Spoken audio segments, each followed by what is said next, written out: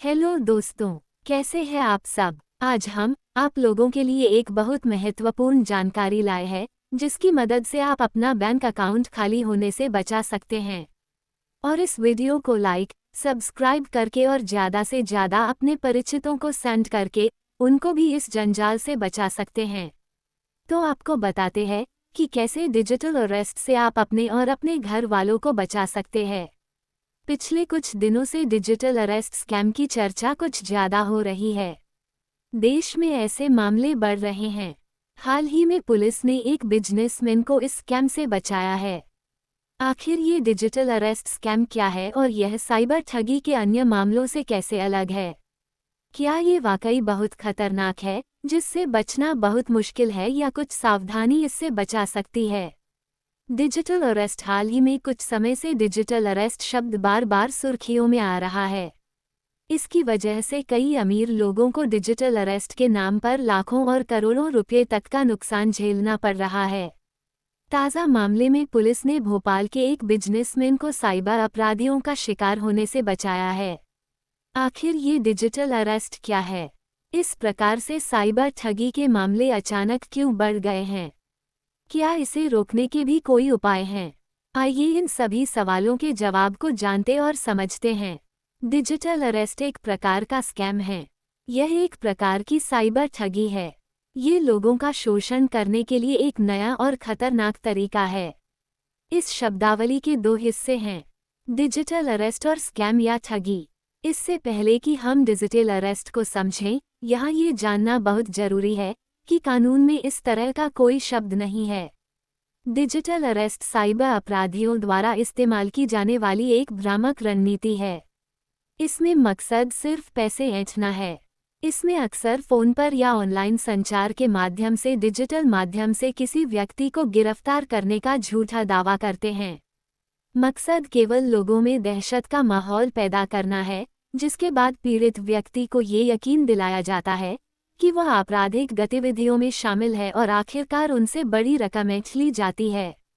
इस पूरी प्रक्रिया को बहुत ही नियोजित तरीके से अपनाया जाता है, जिससे वारदात होने के बाद पीड़ित व्यक्ति कभी अपराध की रिपोर्ट ना कर सके।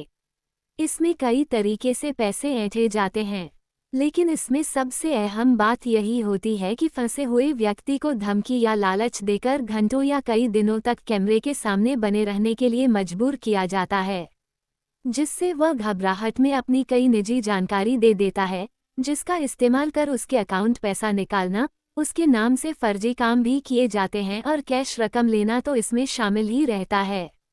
इसकी शुरुआत कैसे होती है? पूरे स्कैम की शुरुआत सरल मैसेज, ईमेल या व्हाट्सएप संदेश से होती है, जिसमें दावा किया जाता है कि पीड़ित व्यक्ति किसी तरह की आपराधिक गतिविधियों में संलग्न है। इसके बाद उसे वीडियो या फ़ोन कॉल करके कुछ खास प्रक्रिया से गुजरने के लिए दबाव डाला है और पुष्टि के लिए कई तरह की जानकारियां भी मांगी जाती हैं। ऐसे कॉल करने वाले खुद को police, narcotics, cyber cell police, income tax या सीबीआई अधिकारियों की तरह पेश करते हैं। वे बाकायदा किसी ऑफिस से यूनिफॉर्म में कॉल करते हैं। इसमें पीड़ित एक तरह से अरेस्ट रहता है।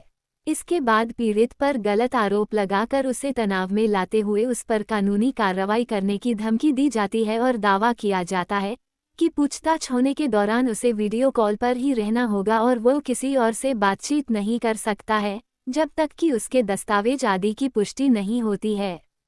जानकारी हासिल करने के बाद पैसे ऐंठे जाते हैं और यहीं पर पीड़ित को बेचैन कर तनाव लाया जाता है, जिसके बाद तमाम जानकारी हासिल करने के बाद उससे मामला शांत करने के लिए बातचीत की जाती है, जिसमें उससे बड़ी रकम देने को कहा जाता है। ये पैसे ऐसे अकाउंट में डलवाए जाते हैं जिनका अपराधियों की पहचान से कोई लेना देना नहीं होता है, और पैसा भी वहां से तुरंत निकालकर ये लोग गायब हो जाते हैं। ये डिजिटल अरेस्ट इंटरनेट के जरिए ब्लैकमेलर से कहीं ज़्यादा और ख़तरनाक है, क्योंकि इसमें पैसे साथ साथ संवेदनशील जानकारियां भी हासिल कर ली जाती हैं।